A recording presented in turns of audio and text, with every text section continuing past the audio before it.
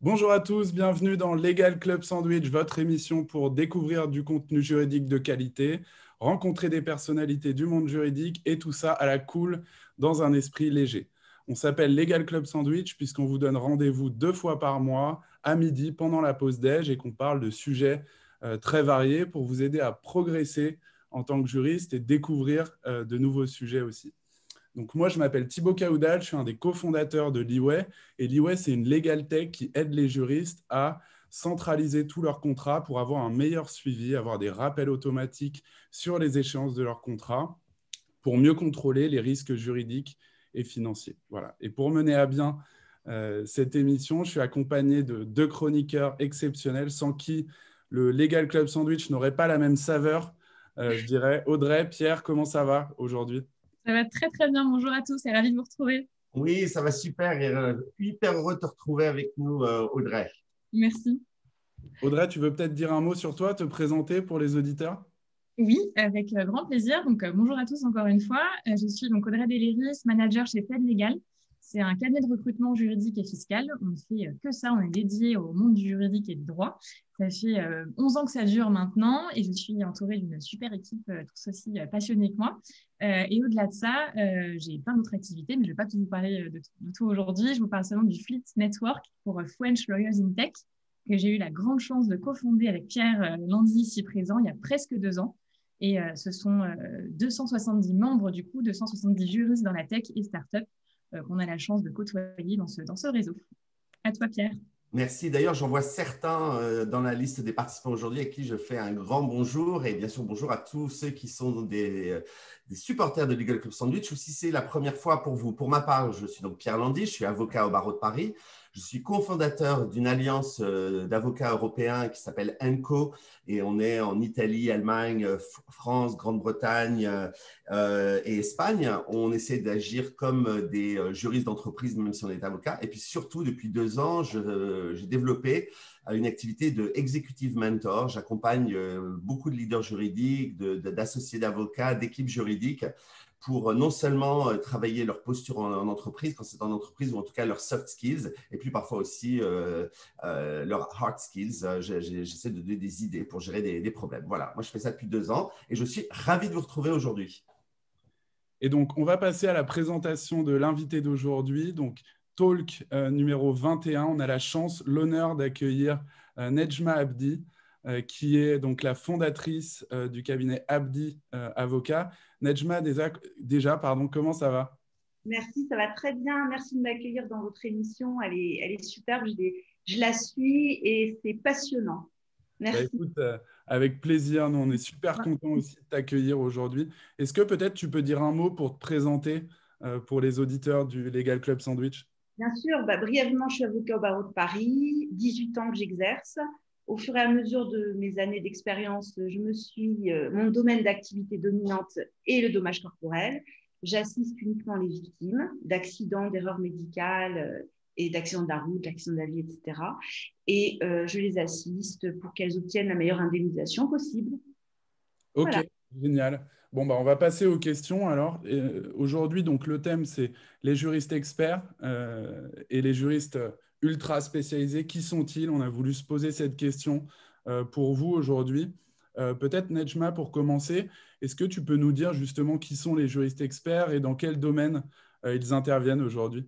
Eh bien, écoute, il y a les juristes dans de nombreux domaines du droit, le droit de la propriété intellectuelle, droit immobilier, droit social, droit fiscal, droit de la sécurité sociale, droit des dommages corporels. Il y a de nombreux domaines. En fait, chaque branche du droit appelle une expertise. Ok. Et donc, tu peux nous parler justement de ces niches un petit peu dont on parle pas beaucoup, pas tout le temps, justement. Mais que veux-tu savoir précisément sur ces niches ? Par exemple, sur les juristes experts, pourquoi devenir un juriste expert Oui, pourquoi devenir il y a plusieurs raisons à cela. Tout d'abord, je pense qu'aujourd'hui, devenir expert à Paris et certainement de plus en plus dans les autres villes de France, c'est important parce qu'il y a de plus en plus d'avocats, de plus en plus de juristes, et donc il faut faire la différence, il faut se démarquer, et pour se démarquer, il faut être bon, voire le meilleur, en tous les cas avoir une valeur ajoutée par rapport à l'autre, et c'est vrai que être spécialisé, avoir une activité dominante, ça permet au client d'être rassuré, de savoir que son juriste, son avocat maîtrise parfaitement la situation et maîtrise parfaitement le droit, donc il aura les bons conseils. De plus, il faut savoir qu'aujourd'hui, nous sommes dans une société très stressée où tout va très très vite. Donc, il y a beaucoup de lois tout le temps, tout bouge très vite dans tous les sens, donc c'est très important d'être spécialisé dans son domaine parce qu'on maîtrise parfaitement, on peut aller vers la maîtrise parfaite de son domaine, être au fait des lois qui interviennent, de la doctrine, de la jurisprudence qui évolue, et donc on gagne du temps. Et aujourd'hui, le temps, c'est un luxe. Donc, ça permet d'avoir du temps aussi pour sa famille, pour sa vie privée, pour ses loisirs. Donc, pour trouver un équilibre, parce qu'il faut tenir dans le temps quand on exerce, quand on est juriste ou avocat, c'est important de se projeter jusqu'à 70 ans, 80 ans. Donc, pour tenir, il faut trouver l'équilibre. Et la spécialisation, à mon avis, c'est une solution. Et en fait, même pour toi, j'ai envie de te dire, c'est presque plus sécurisant, quoi. Tu es sûr que tu maîtrises ton sujet à fond. Eh bien, c'est ça, le soir, tu rentres chez toi, tu sais que tu n'as pas dit n'importe quoi, que tu as donné des conseils en parfaite connaissance de cause, donc tu peux dormir tranquille. Et toi, comment tu t'es décidée à devenir experte du coup? Quel a été un peu le déclic? Ah bien, écoute, moi, c'est mon expérience. J'ai commencé à travailler, en fait, j'ai commencé mon exercice à Bordeaux. J'ai travaillé dans un cabinet d'avocats qui était axé sur la sécurité sociale. Et si tu veux, la sécurité sociale, ça veut dire quoi? Ça veut dire que j'avais à ma portée toutes les conclusions de tous les confrères du barreau de Bordeaux s'agissant des accidents de la route, des erreurs médicales et des accidents de la vie, etc. Donc, en fait, il fallait que je dise tout pour pouvoir faire mes conclusions pour le compte de la sécurité sociale. Donc, j'ai eu, par la force des choses, une connaissance. Parallèlement, ça a résonné avec mon histoire privée, puisque quand j'étais enfant, j'ai été victime d'une erreur médicale qui m'a fait beaucoup souffrir à tout point de vue, que ce soit physiquement ou au niveau psychologique, on va dire. Donc, si tu veux, pour moi, ça résonnait bien. Les histoires que je lisais avec ce que j'avais vécu. Et puis, un jour, un client est venu, m'a demandé de l'assister en cas d'une erreur médicale. Les autres avocats considéraient qu'il n'y avait pas de chance d'aboutir. Moi, j'avais rien à perdre, la personne non plus. On a fait le dossier à l'aide juridictionnelle et nous avons gagné. Donc, je me suis rendu compte que je pouvais apporter quelque chose à la personne, que la personne était satisfaite, donc ça m'avait satisfait et que j'avais eu un bon résultat. Et de cette histoire est intervenue une autre histoire, cette fois-ci sur un accident de la route. Je défendais une personne qui avait été victime d'un accident de la route et qui était devenue tétraplégique dans le cadre de droit de la famille. Et quand nous avons fini le dossier droit de la famille, au moment de lui serrer la main et de lui souhaiter bonne continuation sur le pas de la porte, je lui dis, écoutez, profitez bien avec votre indemnisation, j'espère que vous allez créer une belle vie. Et elle me dit, mais de quoi parlez-vous? Ah, j'ai dit, écoutez, on va faire demi-tour, on va retourner à mon bureau et on va parler de l'indemnisation. On lui a obtenu une très forte indemnisation. Elle ne le savait pas, elle ne savait pas qu'elle avait ces droits-là. À partir de ce moment-là, j'ai compris effectivement que j'avais une valeur ajoutée pour ces gens. Et en plus, j'avais des résultats. Donc, le client satisfait, moi satisfaite, c'était en plus rémunérateur, donc c'était parfait. Et c'est pour ça que j'ai continué après à développer au fur et à mesure que j'ai travaillé dans des cabinets. En parallèle, lorsqu'on est collaborateur libéral, on a le droit de développer sa clientèle. Et c'est comme ça, au fur et à mesure, avec le temps, avec les rencontres, que j'ai pu aujourd'hui avoir une clientèle composée à 90% de ma clientèle aujourd'hui est composée de dossiers de dommages corporels. Et j'en suis ravie.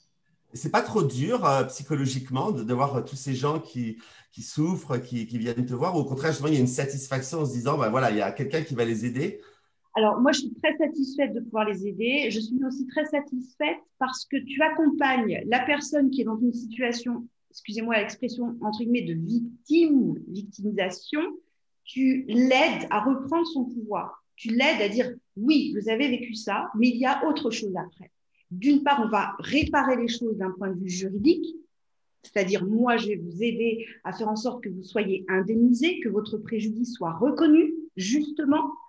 Et en plus, tu permets à la personne de se repositionner et de reprendre sa vie, je dirais, plus, plus active, moins dans j'ai été abusée, j'ai pas été justement indemnisée, je ressasse ça tous les soirs, je suis mal, etc. Donc, en plus, tu l'accompagnes et au fur et à mesure de son parcours, tu l'accompagnes parce qu'elle a des questions.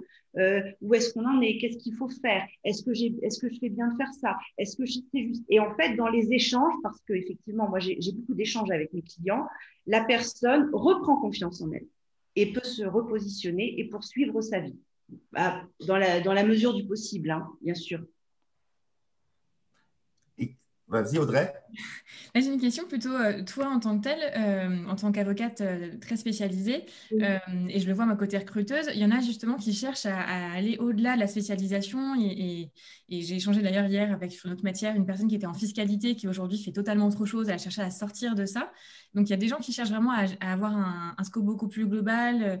Voilà. Et toi, c'est vrai que tu prônes le fait d'être ultra spécialisé. Qu'est-ce que ça t'apporte encore en plus? Enfin, il n'y a pas d'ennui au bout d'un moment d'être toujours la même matière? En réalité, chaque branche du droit bouge beaucoup et c'est toi qui es le créateur, c'est toi qui es le moteur de ce que tu es. C'est pas l'extérieur qui vient à toi, c'est toi qui va engendrer l'avocat que tu dois être. Donc, si tu veux t'ennuyer, tu t'ennuies. Mais si tu veux que ce soit tous les jours quelque chose de passionnant, ben ça l'est. C'est dur. Il y a des moments très difficiles où tu es toute seule, où tu n'es pas compris par le client, tu n'es pas compris par les avocats, tu n'es pas compris par les magistrats, tu as des échecs, mais à côté de ça, tu as des réussites, tu as des clients contents, tu as des juges qui t'entendent, et tout ça, ça crée quelque chose de passionnant. Mais c'est la vie aussi. Donc, le conseil pour les juristes et les avocats, c'est de reprendre aussi les choses en main, parce que souvent, quand on est dans un cabinet, je sais de quoi je parle, on subit. On a des exigences de rentabilité, c'est normal. On doit rendre des comptes au cabinet ou à l'entreprise, c'est tout à fait normal. Mais il ne faut pas oublier ce pourquoi on le fait. Et ce pourquoi on le fait, c'est parce qu'il y a du sens. Mais ça, c'est personnel. Et du coup, tu travailles, alors tu disais tout à l'heure, bon, enfin, que tu travailles seul, mais j'imagine que tu te fais accompagner parce que ces histoires de dommages corporels, enfin, c'est parfois très technique ou une erreur médicale. Enfin, comment tu fais quand il y a ces questions hyper techniques qui sortent du droit? Tu as absolument raison, c'est très pertinent ce que tu dis. Un avocat en dommages corporels ne peut pas l'être s'il n'est pas entouré de spécialistes également. Un spécialiste appelle d'autres spécialistes. C'est dans mon domaine, j'ai besoin d'être assistée pour aider les victimes au mieux, eh bien, d'un médecin conseil, de différentes matières, un psychiatre conseil, un orthopédiste conseil, ça peut être un ergothérapeute, un architecte. Si tu veux, c'est un cercle vertueux de techniciens, moi compris, qui permettent d'offrir aux clients une prestation de qualité. Et on fait du mieux qu'on peut par rapport à tous ces éléments. Nejma, est-ce qu'il y a une affaire un petit peu symbolique que tu as en tête là, que tu pourrais nous partager, quelque chose d'un peu atypique aussi peut-être que tu as pu rencontrer et que tu pourrais partager aujourd'hui avec les auditeurs? Oui, moi je pense toujours à mon premier dossier en dommages corporels pur, je dirais accident de la route avec la personne dont je vous parlais tout à l'heure, celle qui était tétraplégique. Eh bien, en fait, cette personne, quand je l'ai interrogée, elle m'a dit que son tuteur ne voulait pas qu'elle mette en place d'actions en responsabilité contre le chauffeur du camion qui l'avait percuté, parce que le tuteur avait peur que le chauffeur du camion perde son emploi. Donc, ça n'avait aucune cohérence, compte tenu de la gravité de l'accident de la personne et si tu veux, quand tu deviens du jour au lendemain, à 33 ans, quand tu deviens tétraplégique, ta vie autant te dire que c'est compliqué après. Donc, et que tu as besoin d'aide financière pour avoir ne serait-ce une maison adaptée à ton handicap. Il faut savoir que la personne en question n'avait pas de moyens, d'accord? Donc, c'était vraiment, moi, ça m'a choquée. Donc, il a fallu, dans un premier temps, convaincre le tuteur de l'utilité de mettre en place de mettre en place une action en responsabilité. Ensuite, il a fallu convaincre le juge, parce que ma cliente, avait consommé des stupéfiants. Donc, il y avait dans l'accident, elle avait sa part aussi de responsabilité. Donc, il fallait convaincre le juge que même s'il n'y avait pas une responsabilité à 100% du chauffeur du camion qui l'avait percuté, il y avait quand même une partie. Et le juge nous a suivis. La compagnie d'assurance n'a pas relevé appel de cette décision. Et grâce à cette position, la personne a pu acheter une maison, elle a pu avoir de l'aide humaine quotidienne. Quand je te dis acheter une maison, ça veut dire acheter une maison de plein pied, de sorte qu'elle peut aller à l'extérieur quand elle le souhaite. Elle peut aussi faire des activités, ce à quoi elle n'avait pas le droit quand tu n'as pas d'argent. Quand tu es handicapé, tu as la pension d'invalidité, tu as des prestations complémentaires, mais ça ne va pas très haut. Tu vois ce que je veux dire? Donc, moi, ça m'a beaucoup touchée, ce dossier, parce que ça m'a demandé beaucoup d'empathie, de compréhension. Et je peux dire aussi que dans le cadre de ce dossier, lorsque nous avons fait l'expertise, c'est-à-dire quand on est allé à son domicile pour voir ce qu'il fallait modifier, comment vivait la victime, tu vois, avant l'indemnisation, nous avons tous été choqués. Moi, bien entendu, mais les experts aussi, que ce soit de la compagnie d'assurance ou l'expert qui avait été nommé par le juge. Pourquoi? Parce que les conditions de vie étaient complètement indécentes. La personne ne pouvait pas passer les couloirs. C'est-à-dire qu'elle avait un petit appartement, elle ne pouvait pas prendre l'ascenseur. Elle ne pouvait pas aller sur son balcon. Donc, en fait, elle vivait dans un appartement de 50 mètres carrés, mais elle était en réalité dans une pièce de 10 mètres carrés, comme ça. C'était absolument insupportable. Donc, oui, tu vois, ces dossiers-là, ça te fait grandir parce que forcément, tu vas au-delà de tes moyens. Tu dis non, il faut trouver des solutions. Tu négocies avec les compagnies d'assurance. Tu fais tout pour que ça aille vite aussi parce qu'elle est en justice. Faire des procédures, c'est très bien, c'est très beau, mais c'est long. Puis on n'est pas sûr du résultat. Donc, si on arrive à négocier, c'est quand même mieux. Donc, voilà, ce dossier m'a profondément marqué. Tu m'étonnes. Enfin, je veux dire, là, pour le coup, la défense de la victime en tant qu'avocat, ça prend un tout autre sens. C'est sûr que… mais par contre, tu parlais d'indemnisation. Alors, évidemment, bon, là, c'est mon côté people. Hein, je suis désolé, je vais poser la question qui me démange. On sait qu'aux États-Unis, tu bois un café un peu chaud, tu peux repartir avec des millions. Enfin, j'exagère à peine. Je ne sais pas si c'est des gens urbaines ou pas. Mais en tout cas, est-ce qu'il y a une différence pour ces dommages entre la France et les États-Unis? Oui, il y a une très, très grosse différence. Pour vous donner quelques repères, en fait, en France, par exemple, lorsque vous perdez votre enfant de 7 ans dans un grave accident de la route à cause d'un chauffard, vous avez devant le tribunal correctionnel, vous allez avoir en indemnisation pour la perte de l'enfant entre 20 et 30 000 euros. Voilà. Et c'est la jurisprudence constante. Et la raison, c'est qu'en France, on considère que la perte d'un enfant est tellement incroyable, enfin tellement insupportable qu'elle n'est pas quantifiable par de l'argent. C'est pas possible. Aux États-Unis, c'est pas du tout le même raisonnement. Aux États-Unis, vous savez, vous avez le punitive damages, qui fait que vous pouvez être condamné à des millions de dollars, à des dizaines de millions de dollars pour le même fait. Et aux États-Unis, les cabinets d'avocats, si vous voulez, fonctionnent par le biais de conventions d'honoraires conditionnelles, c'est-à-dire que la personne, la famille de la victime, dans notre cas que je vous propose, la famille va voir un cabinet d'avocats. Le cabinet d'avocats dit, voilà, nous prendrons sur les dizaines de millions de dollars, nous prendrons 50%, 60%. Donc, ils peuvent financer leur procédure dans la mesure où les fonds sont très importants. Parfois, les cabinets d'avocats aux États-Unis, comme ils sont payés sur le résultat, font financer les années de procédure lorsqu'il y a une garantie de résultat par les banques. C'est-à-dire qu'ils présentent les dossiers, ils vont voir la banque, ils vont dire voilà, pour ce dossier, ça va durer 10 ans, mais au bout de 10 ans, on sait que ça va nous rapporter tant, donc on vous réversera un financement, une commission, si jamais aujourd'hui vous nous faites le financement. Bon, bien sûr, aux États-Unis, ce n'est pas du tout le même ordre qu'en France. Et en France, malheureusement, une procédure, au minimum, ça coûte 10 000 € entre les frais d'avocat, les frais d'assistance par des médecins, les frais d'expertise, etc. Donc, si vous n'avez pas les moyens, c'est très compliqué en France. Voilà, donc c'est vraiment différent parce qu'en plus, les résultats ne sont pas les mêmes. En France, vous n'êtes pas sur plusieurs dizaines de milliers d'euros. Et en plus, en France, c'est la victime qui doit tout prouver. Exactement. En plus, tu as déjà été victime de l'accident, tu as déjà souffert, et en plus, tu dois toi-même prouver que…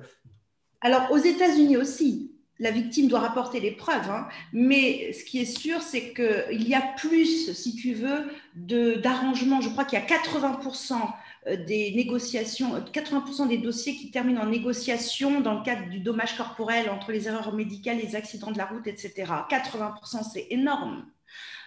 Donc, si tu veux, en France, on n'en est pas là. En France, souvent, dès que tu demandes de l'argent en France, sur le préjudice économique, notamment les problèmes liés au travail, il faut malheureusement faire appel aux juridictions. Et Nejma, du coup, c'est passionnant ce que tu nous racontes justement. Et on voit qu'il y a on le sait, mais le fait c'est très concret, qu'il y a une très très grande différence culturelle, qui a des implications extrêmement fortes aux US et en France. Est-ce que justement en France, il y a peut-être des évolutions là qui sont en cours ou à venir, ou que tu envisages dans ton domaine justement, qui tendraient vers des indemnisations un peu plus importantes éventuellement, ou un changement de culture, hein?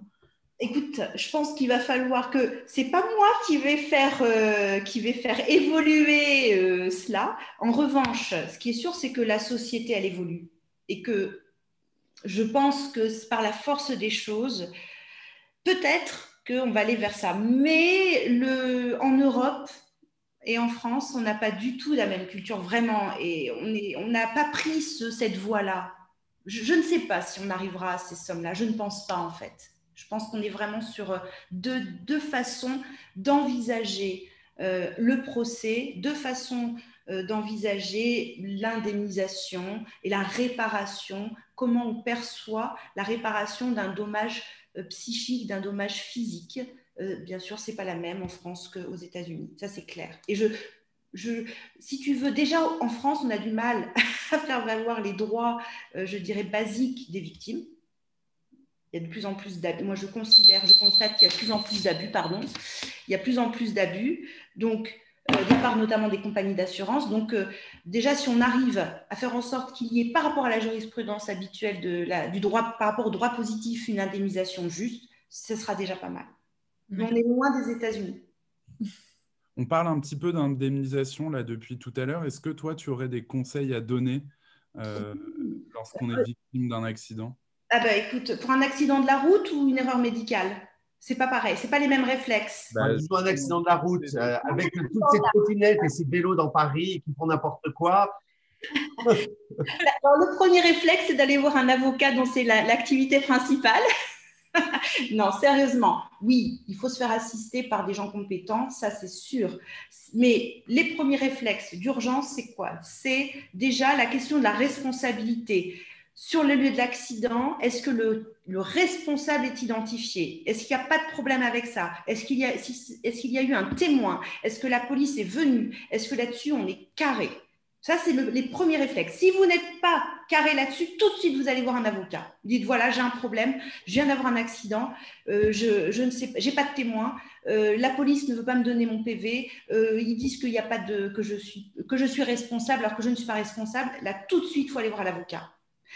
Si le problème de la responsabilité semble maîtrisé, pour l'indemnisation, il faut garder les factures de tout. Vous allez à l'hôpital, vous avez un dépassement d'honoraires parce que vous avez dû faire une opération en urgence, les déplacements, prenez des photos de vous parce qu'il y a le préjudice esthétique temporaire qui doit être indemnisé. Donc, il faut qu'on vous voit avec vos bandages, avec vos bleus, etc. pour démontrer la réalité des choses. Prenez des photos de votre intérieur pour montrer à l'expert que vous ne pouviez pas, avec votre fauteuil roulant, parce que vous aviez les deux jambes plâtrées, que vous ne pouviez pas aller dans la salle de bain. Donc, voilà, en fait, il y a vraiment la nécessité de garder tous les éléments nécessaires à la compréhension de votre préjudice. Et moi, ce que je conseille à mes clients, c'est de tenir un journal de bord en indiquant jour après jour ce qui se passe, l'évolution des douleurs, les problèmes rencontrés, etc. Comme ça, lorsque l'avocat récupère des éléments, et l'expert aussi, on sait où on est. Et on est très juste dans la traduction médico-légale de la situation. Bah, écoute, je le souhaite à personne, mais effectivement, ça me paraît des super bons réflexes à avoir qu'on n'a pas forcément toujours quand on a subi le choc et qu'on sort de ça et on a l'impression que le monde s'est arrêté. Mais bon, ben voilà. En tout cas, on le souhaite à personne et que tout le monde.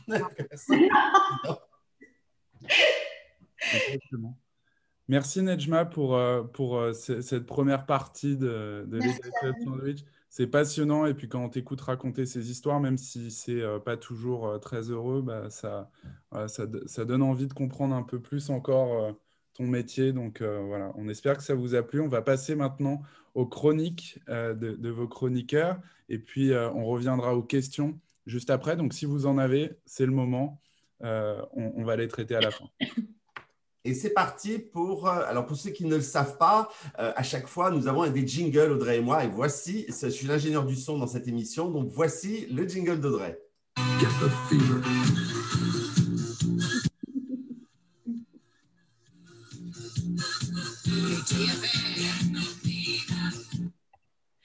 Merci Pierre. Alors aujourd'hui, je vais vous parler de la méthode STAR en entretien. Alors qu'est-ce que c'est cette méthode? C'est une méthode qui prône en fait le concret, le retour d'expérience, les exemples, bref, tout ce qu'on aime nous en entretien en tant que recruteur. Donc le recruteur qui va vous recevoir en entretien, qui va utiliser cette méthode, en fait, il ou elle va vous demander de présenter un projet particulier, de décrire la fois où vous avez dû négocier tel ou tel contrat, de donner un exemple d'une situation complexe dans laquelle vous vous êtes retrouvé, d'expliquer ce que vous faites en cas de désaccord avec un collègue ou encore un opérationnel. L'idée, c'est de sortir du simple déclaratif. Parce que c'est vrai que si vous nous dites « je suis autonome », super, j'aime les projets, je suis un bon manager, ça n'a jamais convaincu personne. En tout cas, moi, personnellement, je ne suis jamais convaincue quand un candidat me dit ça. Donc, il est vraiment nécessaire de mettre en avant ses compétences, montrer ce que vous savez faire et surtout comment vous le faites. Il faut apporter la preuve. Voilà, vous avez beau dire au recruteur que vous êtes génial, il faut aussi le prouver. Alors, STAR, ça signifie quoi? Pardon, c'est un acronyme. C'est S comme situation. Donc, expliquez le contexte de votre exemple, dans quelle société vous étiez, quand, où, avec qui, etc. T comme tâche, task in English. Donc, votre rôle et vos missions dans ce projet particulier, soyez encore une fois précis. A comme action, ce que vous avez fait et mis en œuvre personnellement. Évitez aussi les « on a fait ci, on a fait ça » parce que j'ai beaucoup de candidats parfois qui m'expliquent ce que toute l'équipe a fait. Sauf que très honnêtement, à l'instant T, toute l'équipe, ce qu'elle a fait, moi, ça m'importe peu. J'ai envie de savoir ce que vous avez fait. Donc, soyez précis et concret. Enfin, le R de STAR comme résultat, c'est la finalité du projet. Qu'est-ce qui a marché? Quelle a été la conclusion du projet, de cette négociation? Comment vous avez résolu le conflit? Et parfois, on peut rajouter un R en plus pour réflexion. Qu'est-ce que vous avez retiré de cette expérience-là très particulière? Donc, ça peut être soit une réussite, soit un échec qui vous a aussi beaucoup appris. Attention, avec les échecs, l'idée, ce n'est pas non plus de décrire que des échecs, parce qu'on va se poser des questions, ça peut être un petit peu particulier de donner que du négatif. Donc, cette méthode STAR, elle est soit clairement identifiée dans les questions du recruteur. Il va par exemple vous demander « racontez-moi la fois où vous avez fait ci ou ça ». Et certaines sociétés annoncent même en amont de l'entretien que vous allez du coup être passé au crible de la méthode STAR. Et j'ai même un client, par exemple, qui, avant l'entretien, dit « vous allez rencontrer le manager légal, le RH, deux opérationnels, voici comment ça va se dérouler, voici ce que c'est la méthode STAR ». Donc, ça arrive que ça se passe comme ça. Donc, c'est hyper cadré. Et sinon, cette méthode-là, elle peut de vous-même en fait, vous servir pour structurer votre entretien. Vous pouvez vous dire je vais en fait suivre ce plan, le STAR pour STAR, du coup, pour être bien organisé et être vraiment le plus concret possible. Donc, dans tous les cas, et ça, je le redirai jamais assez, un entretien, ça se prépare. Donc, cette méthode permet de prendre vraiment du recul sur vos expériences, d'en mettre en avant certaines pour montrer à votre interlocuteur à la fois votre savoir-faire et votre savoir-être. On en parle tout le temps, notamment avec Pierre, le savoir-être, des soft skills. On aime en parler tout le temps. Donc, ça peut vraiment concerner en fait une négociation, un contexte particulier, du management, la communication. Toute une multitude de sujets est vraiment possible. Attention cependant aux monologues. Ça aussi, j'ai beaucoup de candidats qui aiment les monologues. Donc, attention à ça. Il faut être précis, concret, mais s'il vous plaît, restez synthétique. Donc, ne racontez pas toutes les fois où vous avez mené à bien un projet ou une négociation ardue, mais plutôt mettez en avant la fois où vraiment ça a fait la différence.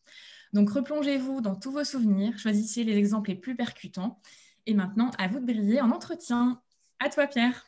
Merci beaucoup, Audrey. Et c'est le lancement de mon jingle. Je m'auto-lance. Hop là. Je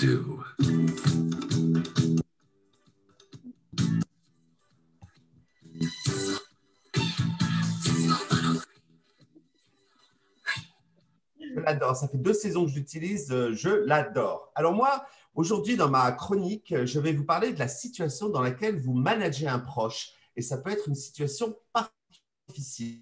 Donc, en fait, il se peut que vous vous retrouviez un jour à manager un de vos amis proches, soit parce que vous l'avez fait venir, parce qu'il correspondait particulièrement au poste, soit parce que vous avez été promu à un poste et tout d'un coup, de facto, vous devenez manager de la personne qui était votre meilleur pote dans l'équipe avant.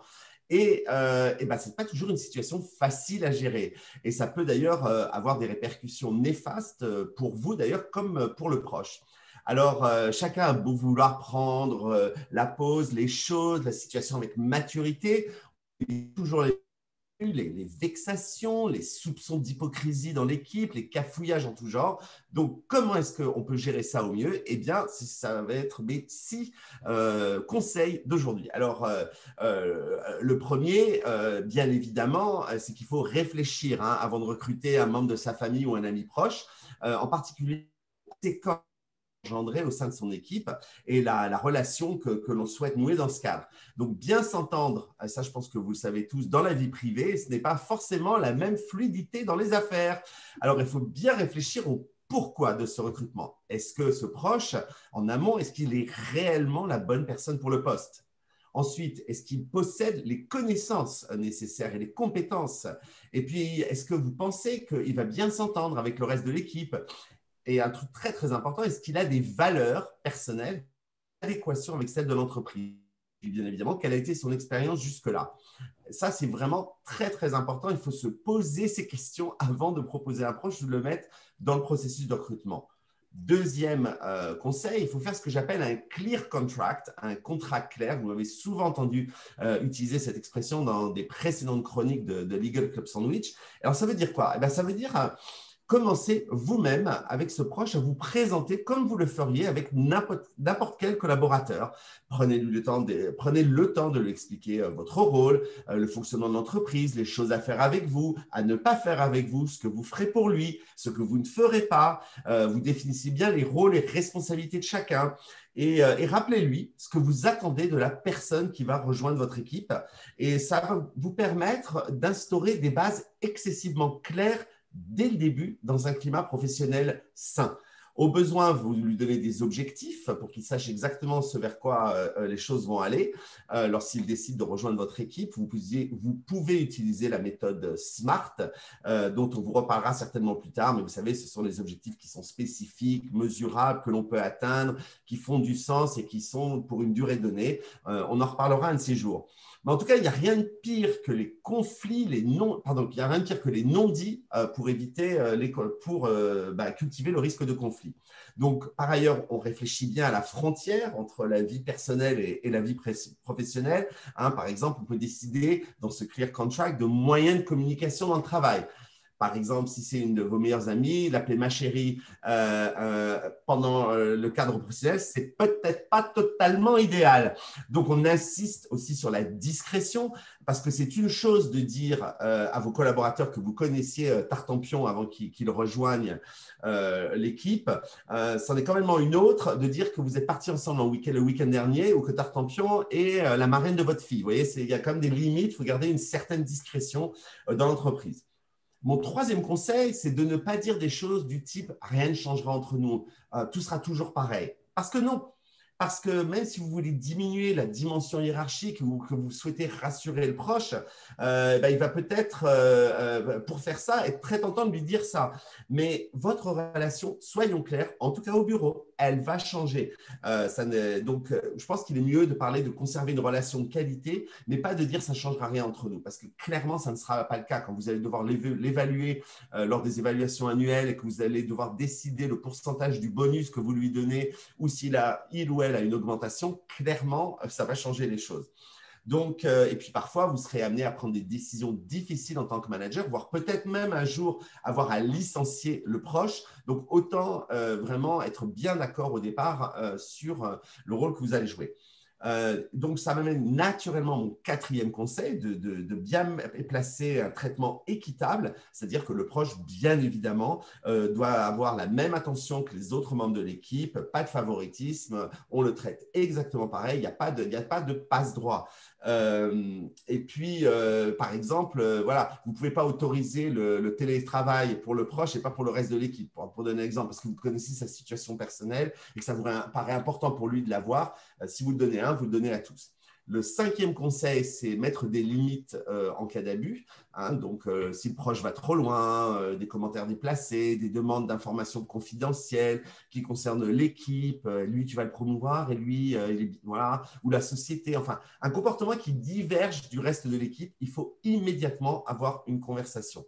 Il faut rappeler votre style de leadership, rappeler le clear contract dont on a parlé et puis remettre tout à fait immédiatement les choses en place. Parce que ne rien faire voudrait dire que vous validez cette attitude différente du proche et vis-à-vis du reste de l'équipe et ça, c'est absolument pas bon.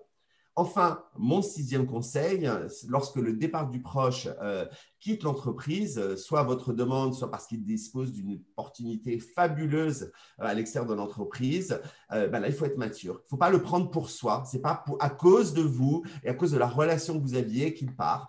Ce n'est pas la peine de rentrer dans « c'est de la trahison, tu m'as planté un couteau dans le dos après tout ce que j'ai fait pour toi ».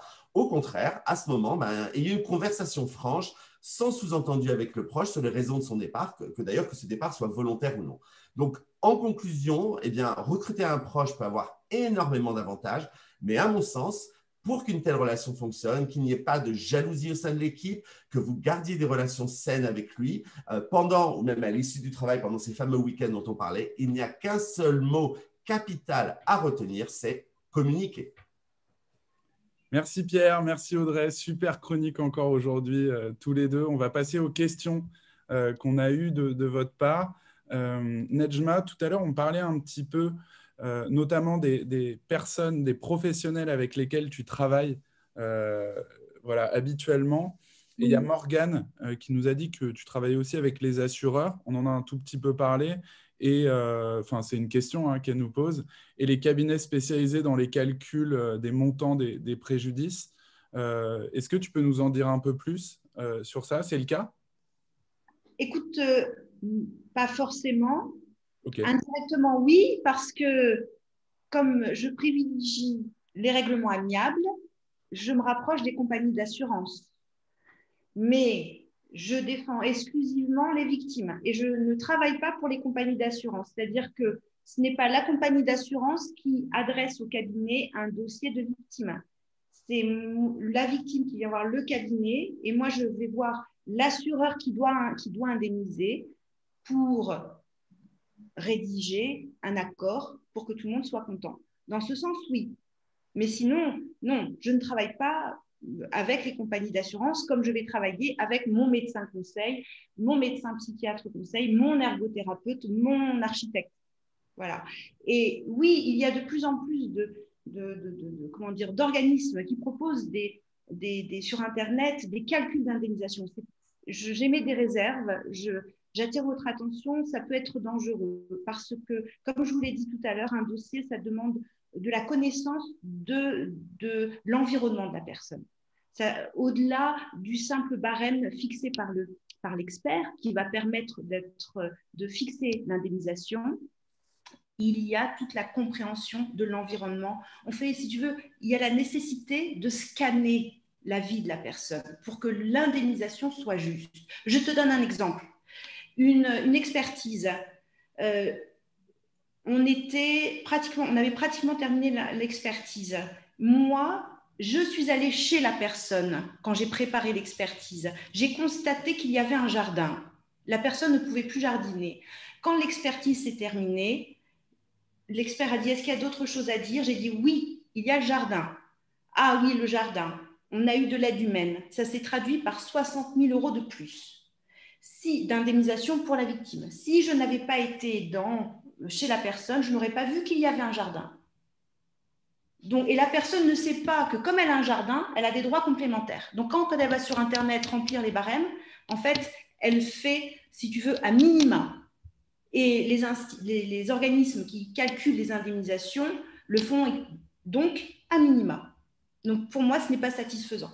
Et est-ce que pour obtenir, ce sera peut-être la dernière question, je vois l'heure, mais est-ce que pour obtenir une indemnisation, il faut nécessairement aller au tribunal? Parce que j'ai envie de te dire, s'il faut aller au tribunal pour obtenir la meilleure indemnisation, tout le monde n'a pas forcément les moyens de le faire, tu vois, d'attendre ou de prendre le temps d'une procédure qui peut être longue. Alors, qu'est-ce que tu as à dire sur ça? Bataille juridique ou pas? Enfin, tu vois, comment est-ce que tu… Tu as absolument raison. L'idéal, ce serait de trouver un moyen de financer les procédures pour que la personne puisse avoir la possibilité d'engager une procédure juste. Quand la compagnie d'assurance refuse quelque chose qui paraît évident parce qu'elle se traduit, par exemple, par 700 000 € de plus pour la personne, la compagnie d'assurance joue le temps, dit bah non, moi je ne suis pas d'accord, donc si vous voulez aller vers ça, il faut saisir un juge. Mais la personne, comme tu dis, il faut qu'elle ait le temps et les moyens. Les moyens, on est en train de réfléchir à des moyens de financement par le biais d'associations. C'est très compliqué en France de faire ça, mais ce serait l'idéal. Et puis, des fois, il y en a qui craquent. Ils disent non, maître, moi, je tourne la page, je préfère accepter cette somme, même si elle est dérisoire, mais au moins, je vais continuer ma vie. Donc, il faut aussi respecter la volonté de la victime. Et Nejma, peut-être pour conclure, justement, on avait une question qu'on s'est posée. Du coup, est-ce que tu as un conseil que tu pourrais donner aux juristes, notamment aux jeunes juristes, en fait, qui se posent plein de questions là, durant leurs études et qui souhaiteraient peut-être justement s'orienter vers une ultra-spécialisation? Là, on t'écoute, tu es passionnée et passionnante, du coup, il est très enthousiaste et je pense que tu as convaincu énormément de juristes ou d'avocats qui nous écoutent. Est-ce que tu as un conseil particulier, toi qui es aujourd'hui expert dans ton sujet, que tu pourrais leur donner? Oui, j'ai un conseil, c'est de ne jamais perdre de vue l'équilibre entre la recherche du plaisir dans le travail, parce que ce n'est pas parce qu'on est juriste qu'on s'ennuie au travail. On est dans la recherche du plaisir, on peut créer quand on est juriste, quand on est avocat, et les finances. C'est-à-dire que oui, on peut prendre du plaisir et oui, on peut vivre correctement. Donc, ça demande du temps, il faut apprendre à se connaître, voir ce qui nous fait vibrer, ce qui nous passionne, ce qui aussi nous rapporte de l'argent pour vivre correctement, dignement, et investir tout ce qu'on peut en ça. Ça doit être le projet de vie. C'est l'équilibre, c'est la réalisation de la personne, que ce soit professionnel, mais aussi personnel. Donc, c'est vraiment très important de le faire le plus tôt possible. Voilà mon conseil. Merci Nejma. Avec grand plaisir. Merci à vous de m'avoir invité. Ouais, c'était passionnant. C'est vrai que ce n'est pas des thèmes toujours heureux, je le disais un peu plus tôt, mais en tout cas, voilà, on s'est régalé à t'écouter et j'espère que ça a donné des idées et que ça a fait découvrir des choses aux auditeurs. Nous, on se retrouve cette fois-ci pas dans 2 semaines, mais presque, c'est-à-dire, alors que je regarde mes fiches, le mercredi 12 mai, puisque le jeudi est férié. On va parler de juristes et de conflits au travail, comment mieux les gérer. On parle souvent de la gestion des conflits dans le domaine des juristes d'entreprise. Donc, on accueillera Rosemary Mardio, qui est la fondatrice de Square Dot Partner, qui nous parlera de ça. Absolument. Et vous pouvez par ailleurs aussi retrouver l'émission en replay et sur toutes les bonnes plateformes en podcast.